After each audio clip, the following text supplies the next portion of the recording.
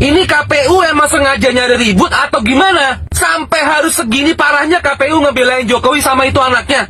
Lu udah gila apa? Kalau lu mau jadi pemimpin, ya semuanya wajib dibuka ke publik, goblok! Kalau nggak mau semuanya dibuka ke publik, jangan jadi pejabat publik. Itu udah resiko, karena lu makan duit rakyat. Kalau disuruh milih dia, tapi nggak tahu dia itu siapa, ya sama aja kayak beli kucing dalam karung. Masa prinsip dasar kayak gini aja KPU nggak tahu? Goblok banget lo! Gue ngeliat ada sesuatu yang gak beres dari rencana ini. Jangan-jangan kalian bikin aturan kayak gini tuh supaya bisa nutupin ijazah Gibran kalau ntar dia maju di Pilpres 2029. Harusan KPU tuh belajar dari polemik kasus ijazah Jokowi yang gak kelar-kelar sampai sekarang. Harusan itu perbaikin yang salah. Suruh semua calon presiden dan wakil presiden berikutnya untuk tunjukin ijazah aslinya ke publik, bukan cuma fotokopiannya doang. Biar kedepannya nggak jadi polemik kayak kasus ijazah si Jokowi.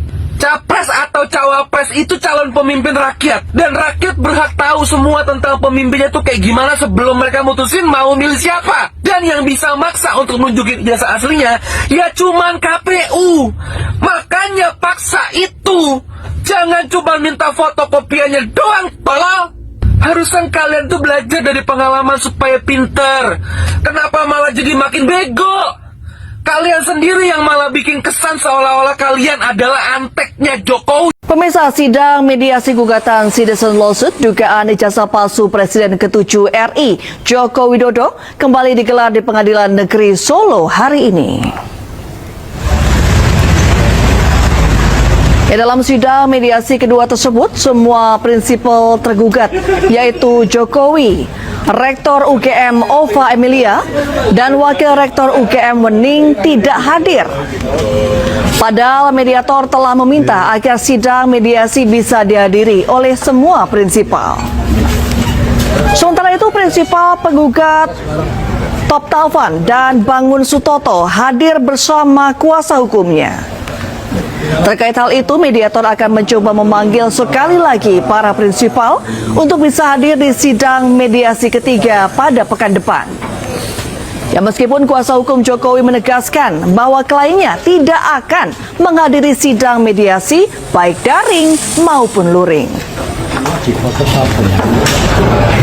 Di dalam gugatan CLS,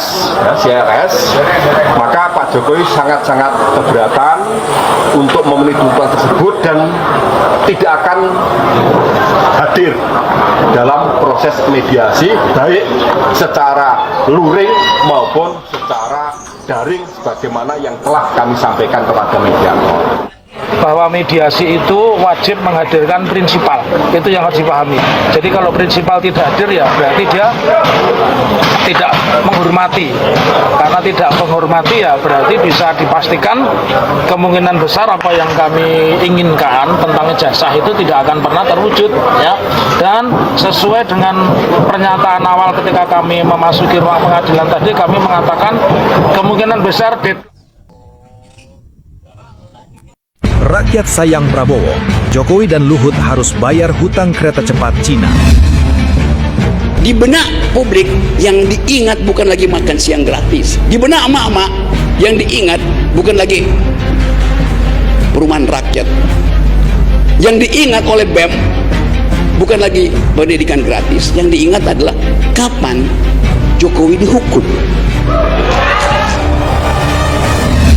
Setelah Presiden Prabowo mengeluarkan pernyataan akan menanggung hutang kereta cepat Wush sebesar 1.200 triliun rupiah, sebagian besar masyarakat protes, menolak hutang kereta cepat dibayar menggunakan anggaran negara.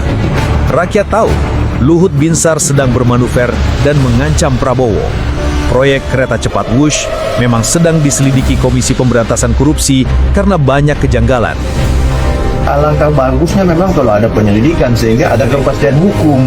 Pak Prabowo mesti demi demokrasi, demi keadilan, demi kesetaraan, izinkan aparat untuk memulai memeriksa skandal WUS ini. Kereta rekondisi, jarak tempuh yang tidak terlalu jauh, namun biayanya membengkak tidak realistis. Luhut Binsar sendiri mengatakan kalau kereta cepat dari Cina ini adalah barang busuk. Karena saya nerima sudah busuk itu barang. Sementara mantan Menteri Perhubungan Ignatius Jonan mengatakan bahwa proyek kereta cepat Wush tidak layak. Namun Jokowi memaksakan karena ada cuan di sana. Termasuk juga yang mekanika tanah. Dalam proposal yang disampaikan China Railway Belum ada. Menteri Keuangan Purbaya pun angkat bicara bahwa ia tidak rela uang rakyat digunakan untuk membayar hutang kereta cepat warisan Jokowi. Harusnya mereka manage dari situ, jangan ke kita lagi. Karena dulu saya yang nanganin, jadi supaya berlanjut. Uang rakyat yang dimaksud adalah pajak dari rakyat yang masuk ke APBN. Perlu diketahui, setiap rakyat makan di restoran, belanja di Alfamart atau Indomaret, nonton bioskop, bahkan mengisi Pertalite atau Pertamax, ada pajak sebesar 10% dari produk yang dibayar. Belum lagi potongan gaji dan invoice dalam setiap transaksi, ada pajak yang disetorkan untuk negara.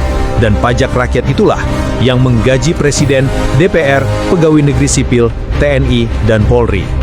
Purbaya pun bersumpah bahwa di sisa hidupnya ia tidak ingin menzalimi rakyat Indonesia.